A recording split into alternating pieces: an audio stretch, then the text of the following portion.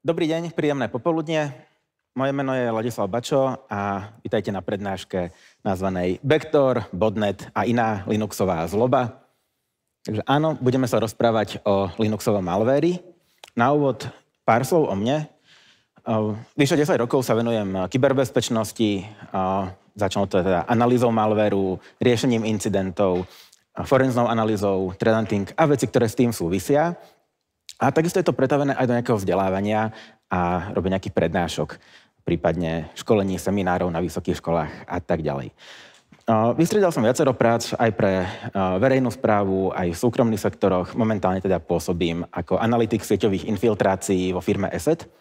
Takže zaoberám sa síce nejakou zlobou, ale moja primárna expertíza alebo primárna náplň práce je analyzovať sieťové útoky.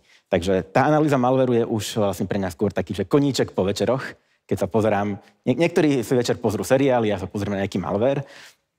Takže tým pádom vlastne, že moja hlavná náplň práce je analýza sieťových útokov a nie analýza malvéru. Tak tá disclaimer tuto na tejto prednáške je vlastne prezentovať moje súkromné názory, nie názory môjho zamestnávateľa. A zároveň nie je táto prednáška žiadnou reklamou na nejaké produkty. Dobre, povedali sme si už teda niečo o tom, že tu je o malvéri. Bohužiaľ veľakrát sa stretávam s tým, že Linuxový malvér, že dajte si Linux, budete bezpeční, nie je tam žiaden malvér. Je to taký pomerne že známy mýtus. Na druhej strane, veľa ľudí si to už aj uvedomuje, že nejaký ten malvér aj pre Linux existuje. Ale skúsme si dať zo pár takých kvízových otázok namiesto úvodu o Linuxovom malvéri. Takže ruku hore, kto používa nejaký antimalvér na Linuxe. Áno, niečo podobné som čakal. A teraz ruku na srdce. Aký je to antimalvér? Nejaký proprietárny alebo nejaké open source riešenie? Nemusíte odpovedať, ale keď sa poznáte, predpokladám, aj iné platformy, možno aj vaši rodinní príslušníci ich používajú, a na iných platformách premýšľali by ste, že si dáte, povedzme, že nejaký konkrétny open sourceový antimalvér alebo nejaké antimalvéry, ktoré majú, povedzme, že za ním pravidelné aktualizácie tým ľudí, ktorí tie malvery analýzujú. Opäť, je to iba otázka na zamyslenie, ale v podstate, ku čomu smerujem, že na Linuxe, aj keď si uvedomujeme, že nejaké tie malvery tu asi budú, kebyže neboli, tak nemáme sa tu veľmi o čom 50 minút rozprávať. Ale napriek tomu videli ste aj to, že koľký z vás zdvihli ruku, je tu dosť málo ľudí, ktorí by mali nejaký antimalver. Sú tu aj ľudia, ktorí riešia nejaké incidenty, zaoberajú sa aj bezpečnosťou a mnohí povedia, že chceme ísť teda ešte o krok ďalej. Takže druhá otázka. Koľký z vás, takže o stupienok ďalej, používajú nejaký EDR nástroj na Linuxe? EDR je nejaký Endpoint Detection and Response, prípadne nejaké XDR nástroje. Dobre. Minimálne nejaké 2-3 ruky som videl hore, takže aspoň niekto. Poďme ešte teda o kúsok ďalej. Čo tak nejaký monitoring sieťovej komunikácie? To by tu mohlo byť viac rúk. Mimochodom, bola tu pred chvíľou asi 2 prednášky dozadu, presne prednáška o tom, ako si robiť nejaký monitoring pomocou open source nástrojov. Bol tam spomínaný aj sieťový monitoring. Takže áno, pomocou nejaké IDS, IPS môže byť takisto zaujímavé na to, aby sme sa dozvedeli niečo o malveri v našich sieťach. Môže byť taká otázka, že a máte niečo také aj doma, alebo iba vo firmách? Len čisto zo zvedavosti, ruku hore, že kto má nejakú surikatu, snorta, niečo nasadené aj doma. OK, zo pár ľudí. Výborne. Takže, malvér. Linuxový malvér. Poznáte aspoň jeden malvér pre Linux? Prechádzame momentálne od toho, že vieme, že nejaký malvér existuje. Či kebyže sa vás teraz takto opýtam, či by ste vedeli povedať názov nejakého jedného konkrétneho malvéru aspoň. Ruku hore, kto by vedel? Nemusíte sa hlásiť všetci, že aspoň jeden, aspoň nejaká jedna ruka, dobre. A kebyže ideme ešte podrobnejšie, že čo tak nejaký trojský kôň, botnet, rootkit, ransomware, coinminer a tak ďalej, nejaké ďalšie druhy malvéru. Aj takéto malvéry sú pre Linux, ale napriek tomu vidíme, že tá povedomie o takýchto rôznych druhoch malvéru je dosť slabé. Ale tie malvéry sú. Tuto je príklad, screenshot zo stránky VirusTotal, kde je oskenovaná jedna konkrétna vzorka malvéru, zhruba nejakými 60 antimalvermi. No môžeme vidieť, ako to nejaké antimalvery detekujú. No keď si pozrieme tak nejaké, že Trojan, alebo Linux, ransomware, Echorix, ransom, Linux, Echorix, Linux, Filecoder, Echorix a tak ďalej. Takže nejaké tie slovíčka sa tam často vyskytujú. Takže aký druh malvéru by asi mohol byť toto? Je tam veľakrát to slovíčko, že ransomware alebo nejaký filecoder. Takže áno, mohlo by to byť, že ransomware. No potom je tam ešte jedno slovíčko, ktoré sa tam veľakrát vyskytuje. A to je, že Echorix alebo nejaká takáto hatlanina s nejakou nulkou namiesto očka. Takže áno, nejaké malvery sú, dajú sa aj takto detekovať, to je príklad konkrétne nejakého ransomwareu, ale teraz také, že ak niečo takéto vidíme, že ako vôbec čítať takéto detekcie. Keď sa vrátime do 90. rokov, v roku 91, mimochodom rok, ktorý sa považuje za teda, kedy sa objavil na scéne Linux, tak Computer Antivirus Research Organization prišlo s tým, s nejakou systematickou taxonómiou, ako by sa mohli pomenovať jednotlivé vzorky malvéru. V podstate viaceré spoločnosti sa plus minus držia tohto systému, aj keď niektoré si to inak poprehadzujú. Ale ten názov sa skladá z viacerých častí. V prvej časti vidíme to, že backdoor, to je konkrétne že typ toho malvéru. To sú presne tie ransomwary, trojany, víry, červy, coinminere a tak ďalej. Druhá vec, čo je skoro vždy v názvoch, je platforma, na ktorú je ten malware určený. Tak platforma môže byť Windows, Android, ale ako sme videli pred chvíľkou aj Linux. Tretia vec je family, rodina toho malvéru. To je v podstate to najdôležitejšie slovíčko, že keď by sme si chceli niečo viac zistiť o tom konkrétnom malvéri, ktorý sa nám niekde vyskytol, tak keď začneme hľadať informácie, keď dám niekde do vyhľadávača iba, že nájdi mi informácie o trojanovi alebo o ransomware, tak mi ich hodí akože strašne veľa. Ale keď už tam nájdem ten názov, že Echorix a hodím niekde do vyhľadávačov, že daj mi informácie o Echorixe, tak to je to kľúčové slovíčko, to je tá rodina, ktorá mi povie, z ktorej sa mi dozvedieť niečo viac, čo ten malware robí a aké má prejavy, ako sa dá detekovať, prípadne ako odstrániť. A potom tie ďalšie veci, čo sú, že variant. Tak ako poznáme, že software, keď urobíme nejaký program, tak ten software vydávame časom novšie verzie, opravujeme nejaké chyby, vylepšujeme ho. Verzia 1, 1.5, 2 a tak ďalej. A to isté robia aj tí útočníci. Majú nejaký malware a prichádzajú s novšími verziami. Alebo s nejakými mierne modifikovanými verziami. Tak od toho je teda tá časť, že variant. Takže keď sa dá potom celé dokopy, spojí sa to ešte nejakými oddeľovačmi znakmi, tak môžeme mať práve nejakú takúto kryptickú detekciu. Slide späť. Vidíme, ako rôzni vendory tento systém používajú, ale v podstate teraz dá sa to skoro z každého vendora vyčítať, že čo tam asi je. Niekto to považuje za trojských koní, niekto za ransomware, ale skoro, že tam je to dôležité slovíčko pri tých, akože kebyže hľadáme tú rodinu, že to je nejaký Echorix. Ku tomu Echorixu sa ešte dostaneme časom. A teraz, keď sme si už povedali niečo o tej taxonómii, o tom, že zaujímavé sú pre nás tie rodiny malverov, tak poďme si dať trošku histórie. Vrátime sa ešte do čias pred Linuxom. 1988, Morrisov internetový červ. Mimochodom, toto je malware alebo červ, ktorý stále ako má veľmi známe meno v komunite a tento incident spôsobil vyradenie veľkej časti alebo znefunkčenie veľkej časti vtedajších internetov. A jeden z dôsledkov bol aj to, že začalo sa viac riešiť systematicky také riešenie, čo robí s incidentami, varovania, bezpečnostné týmy. V dnešnej dobe už má skoro každá krajina nejaký svoj Computer Incident Response Team alebo Computer Emergency Response Team, nejaké tie CERT týmy. Tak v podstate jeden podnet na to, aby začali vznikať takéto týmy, bol práve tento Morrisov červ. Cielil teda na Unixy, konkrétne na nejaké BSDčka, nejakých, nie na dnešných počítačoch, napríklad na VAXoch. A čo konkrétne zneužíval, boli zraniteľnosti v programe Sendmail, Finger a mali ešte nejaké ďalšie veci. A napríklad aj to, že dôveryhodné REXEC alebo RSH. Veci, ktoré už dnes moc nepoznáme, ale v tej dávnej dobe, viete si to predstaviť ako SSHčko, nešifrovanie, mám povedané, že tento počítač sa môže ku mne pripojiť, je dôveryhodný, pod týmto menom môže spúšťať nejaké komandy. Takže jednak zneužíval tento červ dôveryhodnosť, nejaký trust a potom teda zraniteľnosti v programoch, ktoré možno ešte niektorí pamätáte.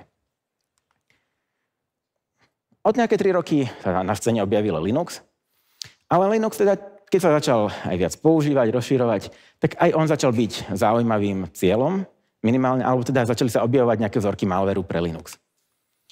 5 rokov neskôr, taký prvý známy malware pre Linux sa volal Staug. Bol to v podstate jednoduchý ELF infektor.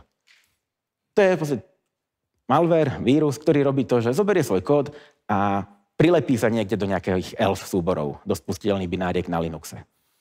Bolo to urobené v assembleri, niekde na internete sa ešte teda dajú nájsť aj assemblerové zdrojaky, okomentované, a stála za ním austrálska skupina Vlad, ktorá mimochodom bola tiež skupinou, ktorá stála za prvým známym vírusom pre Windows 95.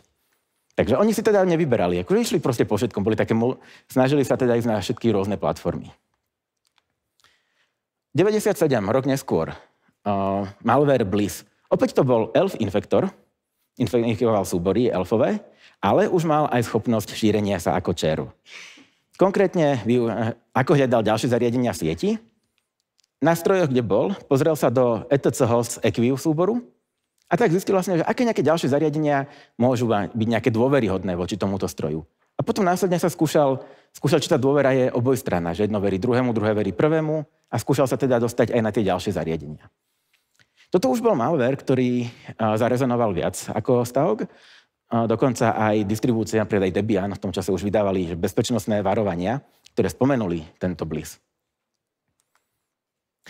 2002, Slapper. Tak toto je iba výber niektorých malverov, to je taký výber takých zaujímavejších, ktoré prinášali napríklad niečo nové. Slapper bol botnet, ktorý využíval zraniteľnosť v OpenSSL-kovej knižnici Apache web servera. No a cez túto zraniteľnosť infikoval nejakých 13 000 serverov. Pomerne veľké číslo aj na tú dobu. Ale bol to ešte taký malware, ktorý sa dal pomerne ľahko niekde nájsť. Pri tie súbory, že backtrack, mal tam aj svoj zdrojový kód, prípadne enkodovanú binárku, ktorú využíval pri šírení. Takže to boli vlastne také malvery, ktoré boli, že ľahko sa dalo dostať aj ku ich zdrojákom. Preskočíme teraz o pár rokov, takmer súčasnosť v úvozovkách, prečo takmer? V 2011 sa objavil malware zvaný Ebury. Bol objavený v roku 2014, nejaké 3 roky potom, ako bol na scéne. Neskôr sa zistilo, že boli ešte aj nejaké staršie verzie, nejakí predchodcovia Eburyho, a v podstate bol to SSH-čkový backdoor. Je to malware, ktorý je v nejakej podobe ešte stále, aj v dnešnej dobe sa na ňo dá naraziť. O Ebury si konkrétne povieme niečo podrobnejšie. Najprv si robíme taký prehľad histórie, a potom si niektoré vzorky rozoberieme podrobnejšie. Ebury bude jedna z týchto vzoriek. Ale teda SSH-čkový backdoor, jeho hlavnou úlohou bolo kradnúť prihlasovacie údaje. Open sourceový svet Linux. Tak aj malware by mohol byť nejaký open sourceový. 2014 Azazel. Je to open sourceový user space rootkit na skrývanie nejakých súborov, procesov a tak ďalej. Zdrojaky sú na GitHube. Dá sa to nájsť stále, open sourceové. V tom istom roku si ale niektorí útočníci povedali, že sú aj ďalšie zariadenia, ktoré využívajú Linux a mohli by mať hodnotné dáta. Konkrétne, že sieťové úložiska. Napríklad Synology. Takže vznikol Synolocker. Ransomware, ktorý zneužíval zraniteľnosti v tom DSM systéme, v tom manažmentovom rozhraní Synology zariadení. To sme v roku 2014. Trošku posunieme do budúcnosti, o pár rokov neskôr. 2016 Mirai. Mirai je asi najznámejší IoT botnet. Botnet, ktorý infikuje domáce zariadenia, malé rútre, kamery, všetko možné. A následne tento botnet sa využíva na DDoS útoky. Opäť, je to open source. Dajú sa nájsť tieto zdrojaky.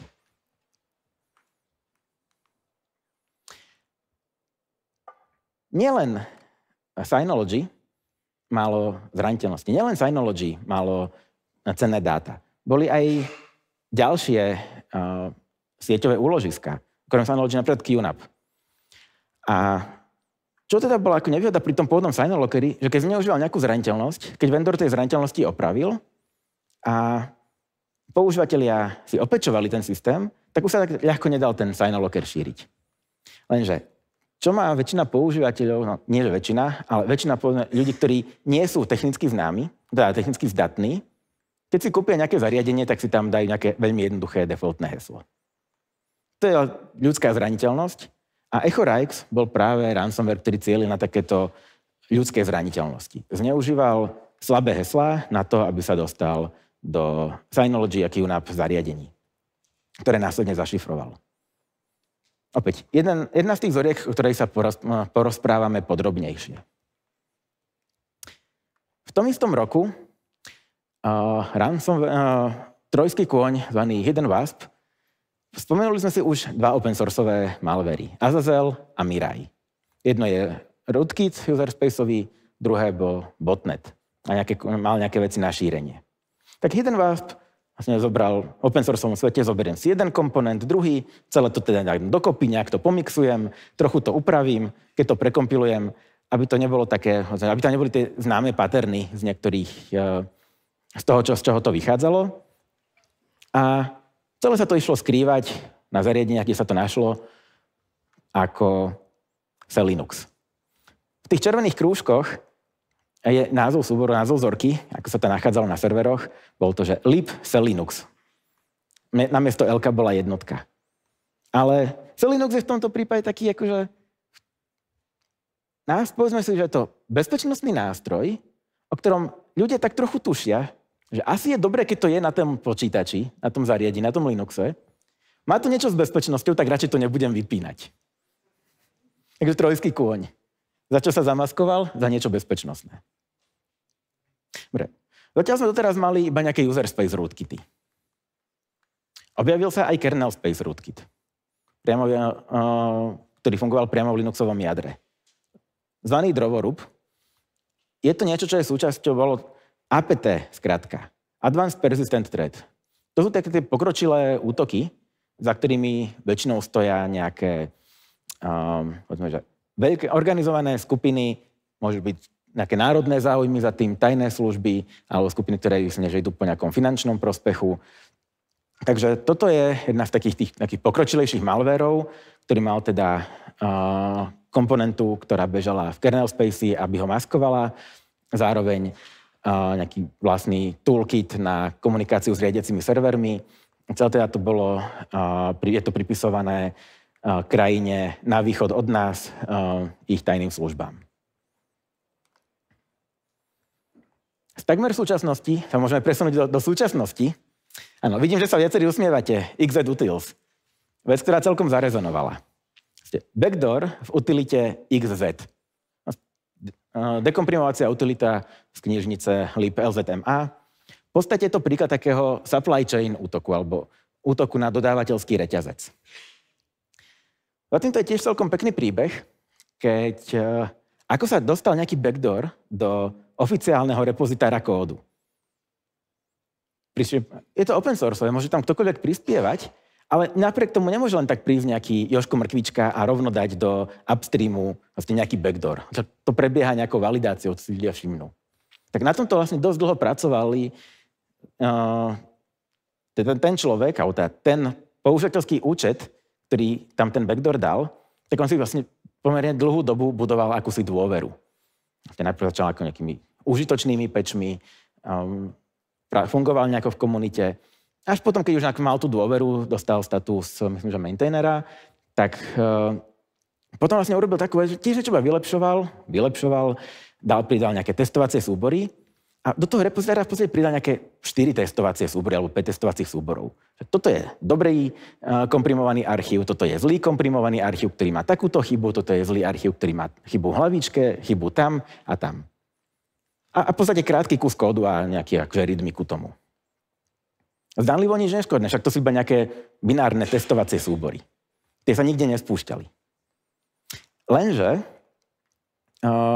ako sa to potom dostalo niekde ďalej? Celé, čo chcelo urobiť toto, čo tam nahral, bol to v podstate backdoor do OpenSSH, aby sa mu zabezpečil vzdialený prístup cez OpenSSH, ak má nejaký špecifický privátny kľúč. Dobre. Na jednej strane XZ utilita, alebo libLZMA, na druhej strane OpenSSH. Ako to spolu súvisí? OpenSSH štandardne nevyužíva libLZMA. Nie, ale na niektorých distribúciách OpenSSH obsahuje patch tretej strany, ktorý spôsobí to, že to sú napríklad že Ubuntu, Debian, ktorý spôsobí to, že OpenSSH využíva knižnicu libsystemd. A libsystemd využíva knižnicu liblzma. Takže úplne nejaká nenápadná knižnica, do ktorej sa dostali nejaké komprimované testovacie súbory a na niektorých systémoch, konkrétne tých veľkých distribúciách, sa zrazu táto knižnica využíva v OpenSSH. Samotný repozitár s zdrojovým kódom bol čistý. Mimo týchto komprimovaných testovacích súborov, ktoré sa nespúšťali, ale ten tarbal inštalačný, tak ten obsahoval ešte teda jeden súbor s makrami, ale tento makro spôsobilo to, že sa injektoval ten škodlivý kód z tých testovacích komprimovaných súborov do OpenSSH, respektíve do tej liblzma, keď bežala v OpenSSH. Poznámka počiarov, tým, ako žijeme v svete Docker, kontajnery, robia sa pravidelné snapshoty kontajnerov, imidžov, napríklad Debianu, tak Debian stále má niekde v dockerovských repozitároch aj túto škodlivú utilitku xzutils v snapshotoch s tými konkrétnymi dátumami. Ak by ste niekedy potrebovali si spustiť nejaký starý Docker image s konkrétnym dátumom, dajte si pozor, aby ste si nespustili to z roku 2024, keď tam bol ten backdoor v XZ-ku. Správcovia sa teda ku tomu vyjadrili tak, že vlastne tieto staré imidže to sú v podstate iba pre archívne účely, ako nejdu meniť tento archív. Máme stále teda nové aktualizované imidže, ale tým, ako funguje ten image repository, tak sa tam dajú nájsť stále Docker imidže s malverom. Prejdeme na tento rok. V júli, na začiatku leta, objavil sa malware, ktorý sa volal, že Koske. Bol to v podstate CoinMiner vygenerovaný pomocou umelej inteligencie. Šíril sa v takýchto pekných obrázkoch, ktoré tiež vyzerajú, že sú vygenerované pomocou umelej inteligencie. A čo konkrétne napríklad pri tomto malveri zaujalo, že niekde, keď sa objavil článok na Blipping Computer alebo niektorých weboch, tak sa tam teda spomínali nejaké referencie, že vyzerá, že tam je niečo srbské a niečo aj slovenské. Slovenský malware vygenerovaný pomocou AI, takto by som sa na to chcel pozrieť. Tak som na to pozrel a to vlastne bol ten dôvod, prečo som si povedal, že a mohlo by byť fajn urobiť aj túto nejakú prednášku o Linuxovom malveri. O tom Koske sa ešte porozprávame podrobnejšie. Prešiel mesiac a od malveru, ktorý bol vygenerovaný umelou inteligenciou, tak máme malver, ktorý využíva nejaké jazykové modely na to, aby ovplyvňoval svoje správanie alebo ovplyvňoval svoju činnosť. Promptlog. Ransomware poháňaný umelou inteligenciou. Je urobený v Go, je multiplatformový, boli nájdené vzorky pre Windows a pre Linux, ale v tých vzorkách bolo vidieť, že vlastne generuje si obsah, ktorý je schopný bežať aj pre macOS. A pomocou jazykového modelu, tuto na tom screenshote dole to vidno, to je vlastne prompt pre LLM-ko, ktoré hovorí, že keď ten ransomware niekde je, tak vygeneruj nejaký Lua script, ktorý bude robiť nejaké discovery, pozrie sa, že aké sú tam súbory, čo je tam zaujímavé, aký je tam zaujímavý obsah a tak ďalej. Keď bol nájdený tento ransomware, vyzeralo to, že môže to byť, že zatiaľ to vyzerá iba ako keby nejaký test, lebo ešte niektoré tie deštrukčné vlastnosti sebe nemal zapnuté, ale už tam boli. No a potom vlastne, keď sa teda o tom publikovali nejaké články, nejaké bezpečnostné firmy o tom niečo publikovali, tak prihlásila sa k tomu New Yorkská univerzita, že je to vlastne ich výskumný projekt na overenie konceptu. Ale v podstate už sme v dobe, kedy nové ďalšie malvery môžu pokojne využívať takúto funkcionalitu a niektoré teda v podstate, to, že sa o nich možno veľmi verejne nehovorí, tak neznamená, že tu nie sú. A teraz by sme sa mohli pozrieť na vybrané rodiny malvéru. Takže, prvé, čo som spomenul, také, že sa na ňo pozrieme podrobnejšie, bol ten Ebury. Keď sa teda objavil Ebury, v podstate celé to bolo súčasťou, tak ako už tu dnes odznela, že Operation Aurora, ktorá celila na Google, tak to bolo nazvané, že Operation Windigo. Súčasťou ktorej bolo viacero malverov, všetky boli viac podobné tomu Eburymu. Alebo teda tá hlavný komponent bol Ebury. Čo bol teda OpenSSH backdoor a taký zlodej prihlasovacích údajov. Ale okrem toho teda na tých napadnutých serverov, že teda kradol SSH prístupy, tak takisto komponent, ktorý s ním zdieľal ďalší kód, tak presmerovával weby a domény na nejaký maliciózny obsah. A okrem iného, teda bol tam ešte ďalší komponent, ktorý bol urobený v Perle na posielanie spamu.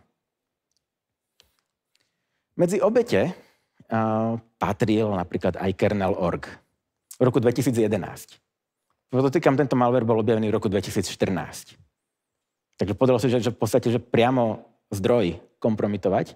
Napriek tomu cieľom tohto malwareu nebolo modifikovať Linuxové zdrojáky alebo dostať sa to niekde.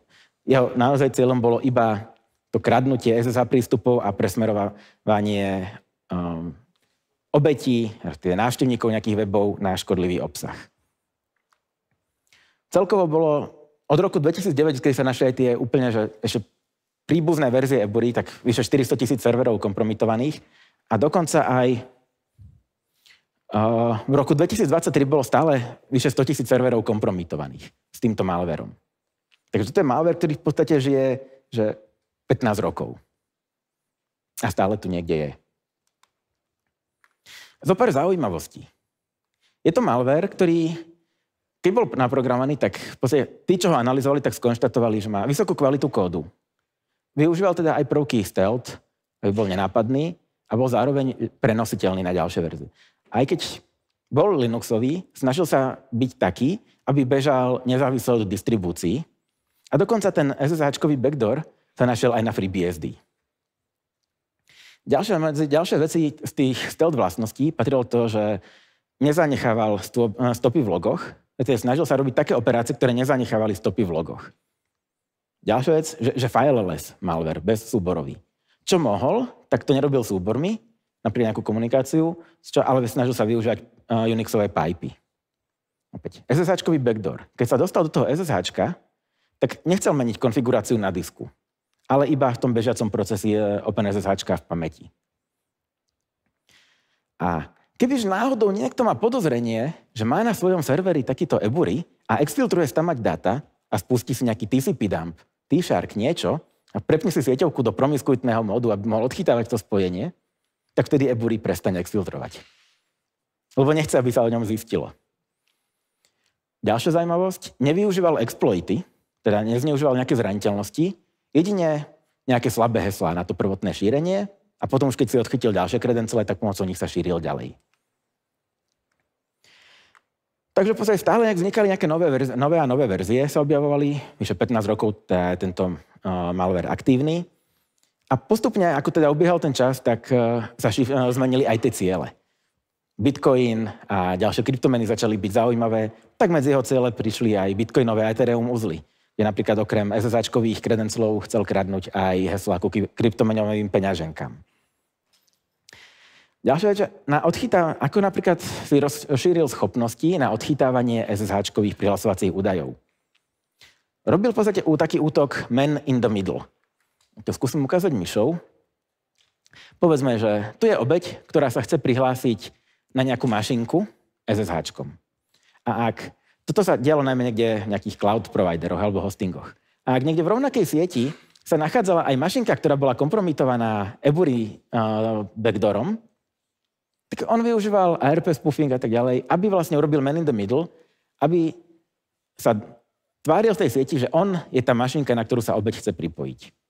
Tým pádom on vlastne presmeroval tú komunikáciu obete, buď na seba, alebo ešte na nejaký iný SSH-kový host, ktorý sa tváril ako ten pôvodný server, na ktorý sa obeť chcela prihlásiť, odchytil prihlasovacie údaje a na ten cieľový server rovno nainštaloval sám seba. Takže vy ste síce mohli mať zabezpečený server, ale ak vo vašej sieti bol nejaký host, ktorý bol kompromitovaný Eburym a používali ste napríklad SSH-kové heslá, tak sa vlastne mohli vás útočníci presmerovať cez svoj host. A akým spôsobom fungoval SSH-kový backdoor? Zvonku, keď sa útočník chcel pripojiť k tomu SSH-ku, tak potreboval mať nejaké tajné heslo, ktoré bolo zadrátované v tom Ebury. To heslo spojil s príkazom, ktorý chcel spustiť na tom SSH-kovom backdoori. To celé dal dokopy, zašifroval to svojou IP adresou, ten útočník, a teda zaenkodoval to do hexadecimálneho kódovania a keď sa prihlasoval na ten SSH-kový backdoor, tak to použil ako verziu SSH klienta. Tým pádom verzia SSH klienta mohla vyzerať nejako takto. Prihlasujem sa SSH klientom verzie 2.0, FBP 4 a tak ďalej a tak ďalej. Server kompromitovaný Eburim zistil, že prihlasuje sa ku mne z takejto IPčky, zobral tú IPčku ako kľúč, dekodoval to, pozrel sa, heslo sedí, ak heslo sedí, tak potom mohol vykonať príkaz. Tie príkazy boli tam iba 3. Xcat, Xbind a Xver. Verzia na vypísanie verzie. Bind sa používal teda pri nejakom tunelovaní. Nebolo to pozorované v tom čase, že by to útočníci reálne využívali. A cat bolo na vypísanie zachytených hesiel a prihlasovacích údajov. Takže vlastne ten kompromitovaný SSH-kový server svojmu operátorovi poslal tie tajné veci, tie kredencle, ktoré zachytil. V prípade náhodou, že by ten operátor bol lokálne na tom stroji, tak mohol využiť aj teda Xcat príkaz, ktorý bol dostupný lokálne, cez špeciálny prepínač na SSH-kovom klientovi na tom napadnutom serveri. Špeciálny prepínač bol minus veľké G. O chvíľku zistíte, prečo spomínam to minus veľké G. Takže, teraz sa porozprávame niečo o tej detekcii. Na sieti, čo budeme detekovať, je SSH-kový klient s verziou veľmi podivnou, ktorá nám hovorí to, že operátor sa pripája s tým backdoorom. Priamo na hostovi, na serveroch, na zariadeniach s Linuxom, ako sa to dalo veľmi ľahko detekovať? No, spustím SSH-G, tak vyzerali tie detekčné skripty. Buď mi to vypapuľovalo, že neznámy prepínač, alebo to proste niečo urobilo. Že super jednoduchá detekcia, že? Toto bolo v roku 2014 a v roku 2015 prišla nová verzia SSH. Release notes. Pridáme nový prepínač, nový parameter. Aký? Minus veľké G. Takže tým pádom všetci, ktorí mali nejaké detekčné skripty na Eburiho, tak zrazu začali mať kopu false pozitívov. A detekovanie cez minus veľké G nebolo úplne že dobré. Momentálne teda, ako sa to dá detekovať, tak na základe nejakých patternov, súborov, ktoré to vytvára, alebo teda nejakých pomenovaných pipe a tak ďalej. Je to ako, každá verzia má niečo svoje špecifické. Príklad jedného zo skriptu, ktorý, keď sa chcete pozrieť, že ako sa to dá detekovať, je na slajde. Môžeme prejsť ďalej. Mirai. Takže Mirai je IoT botnet, ako sme už spomínali, robí DDoS útoky. Jeho obete sú hlavne zle zabezpečené IoT zariadenia, ktoré majú nejaké slabé heslá, prípadne nejaké zariadenia. A to je teda na strane tých IoT zariadení. A keď je dostatok IoT zariadení, tak potom vlastne tento Mirai formuje botnet, ktorý sa dal použiť na útoky. Boli známe pomerne veľké útoky 2016, 17, rok 18, stále sa to ešte niekde používa nejaké ďalšie útoky.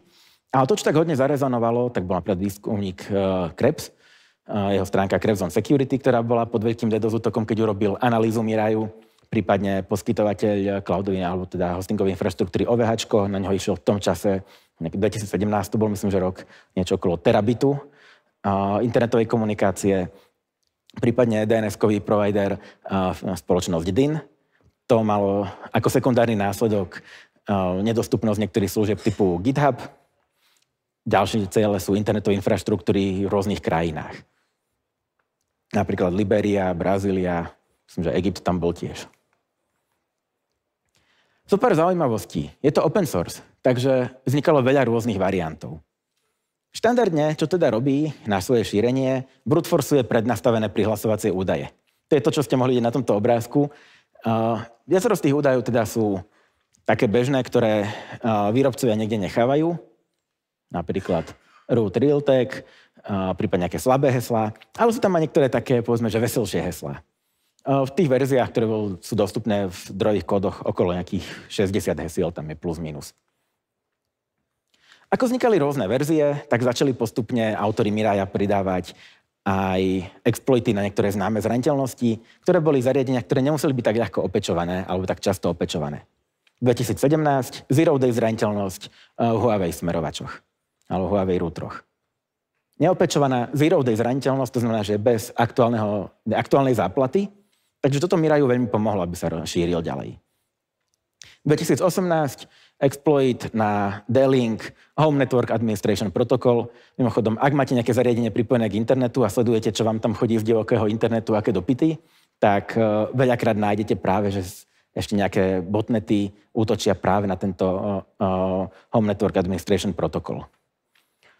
No a teda IoT veci, IoT zariadenia, veľa rôznych architektúr, takže aj Mirai podporuje architektúry od výmyslu sveta. Dokonca aj Motorola 68000 procesory. Ako sa to dá detekovať? Dnes už teda odzneli IDS-ka, IPS-ka, Snort, Suricata to bola spomínaná. Sú pravidlá, signatúry práve na tú komunikáciu, na exploitáciu, na pokusy o zraniteľnosti, teda pokusy o exploitáciu zraniteľnosti. Sú teda tieto signatúry aj voľne dostupné, je ich viacero. Prípadne, ak máte nejakú mašinku vystrčenú do internetu, odporúčam pozrieť sa do vášho WebAccess logu a veľmi pravdepodobne tam uvidíte reťazce podobné týmto, ktoré sú tu. Napríklad to úplne prvé, get CG bin Lucy, ktorý máte nejaké OpenWrt, tak možno poznáte, že Lucy sa tam vyskytuje. Bola nejaká zraniteľnosť v niektorých verziách a tá zraniteľnosť spočívala v tom, že sa dal teda spustiť kód bashový. Takže čo teda, ak sa teda šíri cez tie zraniteľnosti, wget z nejakej IPčky stiahne nejaký shell script a pustí ho. Toto je iný príklad, iné zraniteľné zariadenie, ale teda takéto malvery akože neustále sa snažia náhodne strieľať takéto dopity do divokého internetu. Toto akože keď si pozriete svoj server vystavený do webu, do internetu, ak máte otvorený web, tak myslím si, že v logoch nájdete kopu takýchto vecí. Nejaká konkrétna platforma, architektúra, prípadne skúsiť to najprv, že wget. Máme wget, nemáme, tak skúsime busybox wget, nemáme, skúsime curl, posťahujeme, pustíme to pipujeme to do shellu a ten skript, ktorý sa tam stiahne, tak väčšinou urobí to, že zistí, aká je to architektúra a pre tú konkrétnu architektúru stiahne binárku, Miraju, Mozy alebo iných botnetov pre IoT zariadenia a spustí to na tom konkrétnej platforme. OK, EchoRax. Jednoduchý ransomware. Cieľom teda šifrovať súbory je žiadať výkupné. Ako sme spomenali, SMB, SOHO, zariadenia typu Synology, QNAP. Bol to fakt, že jednoduchý ransomware, akože cca 400 riadkov v Go. V zaujímavosti mal symetrické AES šifrovanie. Nebolo tam niečo extra komplikované. Pri tom šifrovaní vlastne kľúč staršie verzie si ho generovali náhodne a potom odosielali riadiacemu serveru, prípadne si ho opýtali z riadiaceho servera a dostali nejaký takýto JSON. Kľúč na symetrické šifrovanie, readme a ešte aj bitcoinovú adresu, že kam teda treba posielať výkupné. Čo bolo pri ňom zaujímavé, že bol fakt jednoduchý a to šifrovanie, ktoré robil, bolo také akože škôlkárske, že zobral súbor, prečítal dáta, zašifroval, zapísal do druhého súboru, originálny súbor zmazal. Pre tých, čo ste sa niekedy trošku zaoberali forenznou analýzou, alebo ste náhodou zmazali nejaký súbor, ktorý ste potrebovali, tak áno, tie súbory sa potom dajú obnoviť, tie zmazané súbory, tie originálne. Možno strátite ich meno, ale pokiaľ ste mali takéto úložisko, ktoré nemalo vyslovene, že preplnený disk, tak dosť veľkú časť tých súborov ste vedeli obnoviť. Tým, že ste vybrali disk a urobili nejaký file recovery.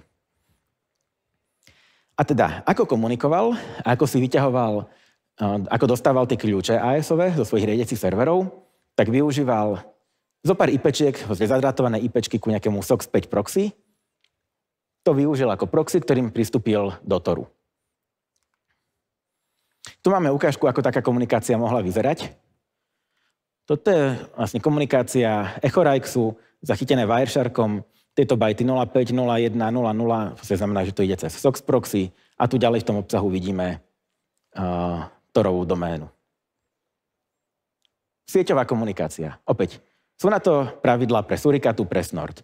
Tuto nižšie vidíme ukážku takéhoto pravidla, ktoré hovorilo to, že obsah bol presne tie bajty, ktoré hovoria o tom, že je to SOX 5 komunikácia a niekde tam sa potom ďalej v obsahu vyskytovala Onion doména. A dostávame sa postupne do finále, takže koske. Malware vygenerovaný pomocou AI, Obviously cieľ CoinMiner je ťaženie kryptomien. Kde sa to našlo, tak boli nejaké zlé nakonfigurované nejaké služby alebo servery v cloude, prevažne Jupyter Lab. Na ku tej slovenskej stope si ešte povieme viac. Ale teda, malware skrytý v obrázkoch s pandami. Ako tam môže byť skrytý malware?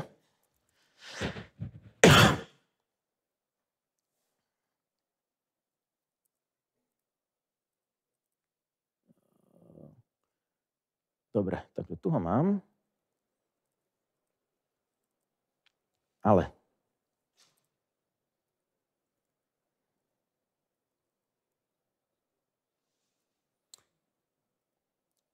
klávesnica funguje. Dobre, dáme to takto. Otvoríme si ho vo Vime. A čo môžeme vidieť? EFIF, štandardná hlavička JPEG súboru.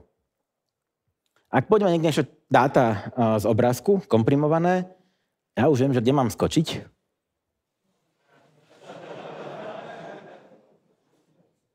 Toto už nevyzerá ako obrázok, že?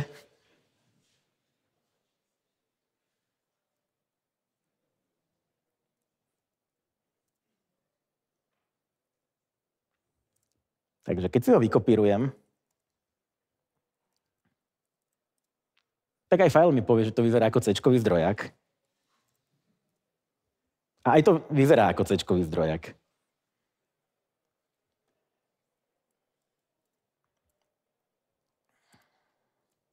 Takže v jednom obrázku bol takýto C-čkový zdrojak, v druhom obrázku bol asi 1000-2000 riadkový bashový skript, ktorý slúžil na inštaláciu a pozisťovanie ďalších vecí. A čo teda z tých zaujímavostí čo to robilo? Jednak si to robí nejakú tú persistenciu, že keď sa to teda nainštalovalo, spustilo, tak bash RC, bash logout, etc, RC lokál a tak ďalej, akože zo pár takýchto persistenčných mechanizmov si to teda zabezpečilo, že aj keď vymažete toho CoinMinera, čo sa tam stiahol, tak aby teda stále bol schopný bežať. No a zároveň teda ďalšiu vec, čo mal, tak bol user mod rootkit cez funkcionalitu LD preload a readdir. LD preload, poznáte tento mechanizmus? Rukohorek toho pozná. Výborne. Videli ste už aj nejaký user modový rootkit, ktorý to zneužíval? Takže, tento C-čkový zdrojak, to je presne zdrojak takéhoto user modového rootkitu. Tu, ak sa pozrieme nižšie, tak to je teda, čo chce skrývať. Chce skrývať súbor, ktorý sa volá hideproc.so, prípadne súbory, ktoré majú v názve koske a takisto tak skrývať modul hideproc. Zároveň teda v tomto súbore hidden pid proces ID, ktoré tam bude zapísané, tak to nebude vidieť vo výpisoch cez PS. Tak poďme si ho skompilovať. Dobre. On originálne sa chcel nachádzať tuto, uložený v ramke. Urobme tu zo pár súborov. Dobre. Takže teraz tu tie súbory vidíme. Teraz ich spustíme ešte raz ls a povedali sme, že LD preload, nahraj si tú knižnicu najprv do svojho procesu a až potom spustí ls. Čo nám zmizlo? Hideproc, koske. Dobre, pozrieme sa teraz na PS. Náš bash má 1982 proces ID. Tak, zapíšme ho sem. Stále ho vidíme.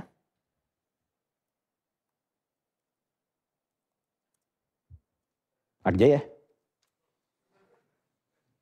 Toto je pomerne jednoduchý mechanizmus. Ak sme iba user, tak ak by sme niekde upravili nejaké aliasy, použili tento LD preload, tak stačí, že sme user a vieme do programov s našim oprávnením alebo s oprávnením nášho používateľa injektovať takýto kód.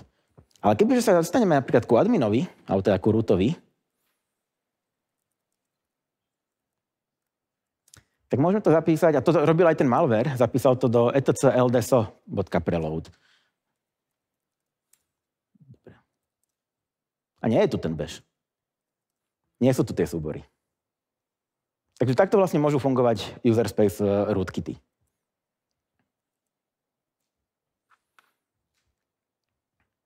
A celé, čo vlastne urobil, tak iba pečol si funkciu readdir, a ktorej výstup prefiltroval. Takisto aj PS, listovanie procesov, vlastne číta adresár /proc a v ňom si pozerá tie procesy. Takže preto ten proces ID, keď sme uložili do súboru, z ktorého si načítal, tak to fungovalo. Takže malware skrytý v obrázkoch, to sme si ukázali. A teraz ku tej srbsko-slovenskej stope.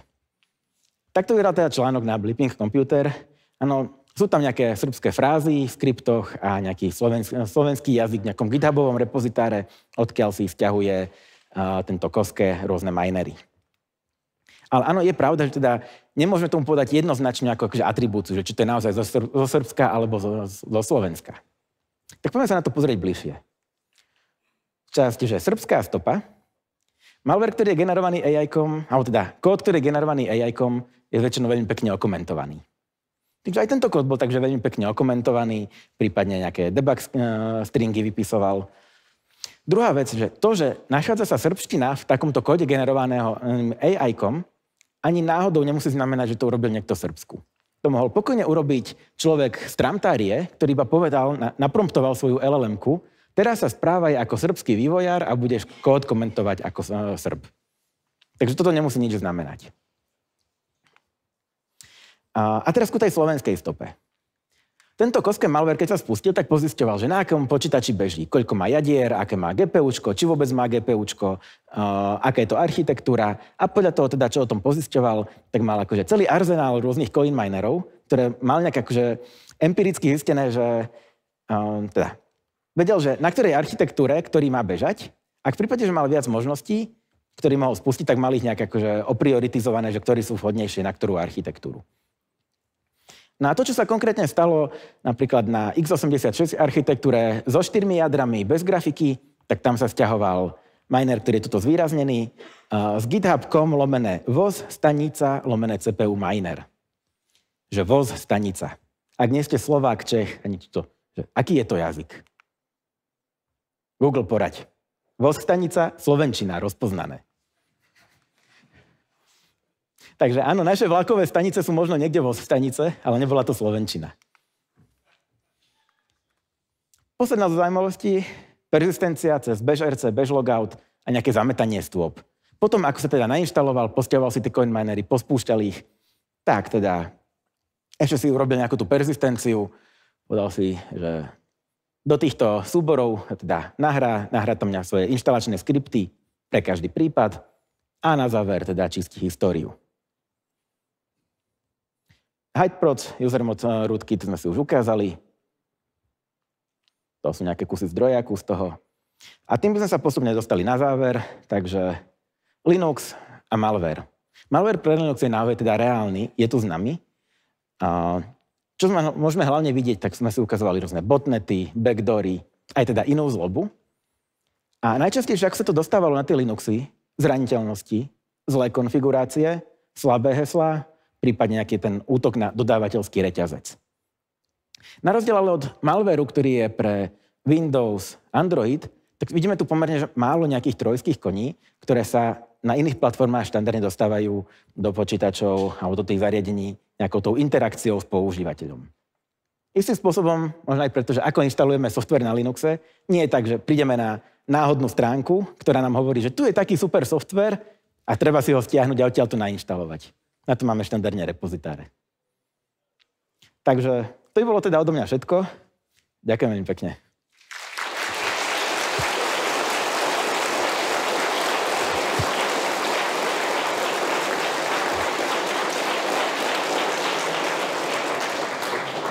Děkujeme za přednášku. Já se ptám, jestli tady je nějaký dotaz. Vidím tady jeden dole. Já bych se jen chtěl zeptat, jakože třeba, když jsme mluvili o těch coin minerech a jakože obecných těch jako věcech, které můžou jakoby zaheslovat v obrázku, není tam jako na tyhle schovávání jako těchto věcí potřeba root access? Co se týče zrovna jako v Linuxu? Ukazovali sme si zrovna ten user-modový rootkit, tak na to netreba. A opäť ide o to, že ak to bude analyzovať nejaký admin, tak áno, pred adminom to neskryjeme. S týmto user-modovým vieme to skryť. Druhá vec je, koľko bežných ľudí, ktorí majú iba teda takto. Môže to bežať pod bežným používateľom. Ak sa to môže dostať na rúta. Využiť to nejakú zraniteľnosť privilege escalation, môže ich byť viacero. Prípadne s takýmto LD preloadom sa pokojne môže stať, že tá knižnica sa dostane do nejakého programu, ktorý bude využívať aj admin a napríklad sa dostane niekde ku jeho KeePassu, alebo teda ku jeho Keeperu, teda ku password manažeru. Děkuju. Díky. Ještě tady dotaz? Já bych měl dotaz, co se týče antimalvéru pro Linux, pro lamy nebo pololamy v tom Linuxovém světě. Je ta situace pořád úplně neutěšená. Klamov není pro Linux target. Asset to zdá se, když vás tady máme, taky zanedbává Linuxovou verzi, i když teď už zase existuje po delší pauze. Je tady něco dalšího, nebo není jedna z příčin ta, že vlastně nejsou jednoduše použitelné nástroje, které si může člověk neúplně kvalifikovaný pouštět pod Linuxem? Takto, v mnohých prípadoch, takto, určite pre Linux je asi menej dostupné bezplatné Linuxové antimalvery. Vo Windowsovom svete máme aj nejaké bezplatne použiteľné. Na Linuxe sú napríklad aj od nás, ale teda sú aj iné spoločnosti, ktoré majú Linuxový antimalware, ale väčšinou sa to cieli na to enterprise alebo na biznisové prostredie. Pre domácnosti takto sú, ale nie je ich veľa. Tady další dotaz. Jak se stalo vlastně, že z toho obrázku se nám skompiloval ten source code a jako reálně spustil? To si musel mít speciálně nějakou děravou verzi toho browseru obrázku, který mi to exekutne, tu kompilaci, nebo... Takto. Medzi obeťami, ja som spomínal, že boli nejaké zraniteľné alebo nakonfigurované služby, napríklad JupyterLab. A ten úplne prvotný komand, ktorým sa to spúšťalo, tak podobne ako sme si ukazovali pri Mirai. Niečo takéto. Injektovaný kód napríklad do JupyterLabu, zle nakonfigurovaného, ktorý urobil to, že stiahol tie dva obrázky a súčasťou toho kódu, tak ako tu môžeme vidieť change mode, niečo, tak jeden z tých komandov tam bol ddčkom vysosni bash script, ale ten C-čkový zdrojak skompiluj, spustí. Takže vlastne bolo to súčasťou toho payloadu v tej exploitácii zraniteľnosti. Ten návod, ako sa to má z tých obrázkov dostať do počítača, skompilovať. Díky. Ještě tady nahoře vidím dotaz.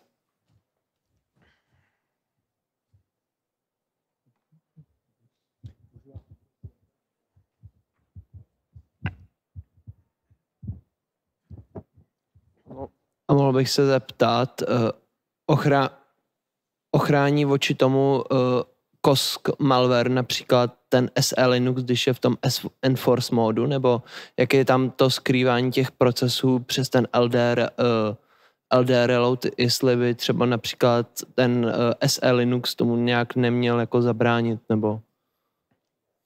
Priznám sa, že toto som neskúšal, ale ak máte takto rozumné bezpečnostné nástroje, napríklad monitorujú aj to, či sa niečo zapíše do toho etc LDSO preload.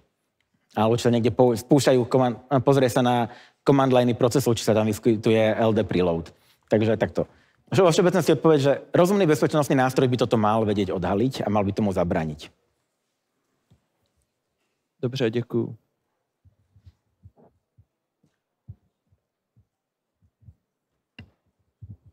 Tak díky moc. Tím nám vypršel čas za přednášku, že já ještě jednou poděkuji Ladislavovi.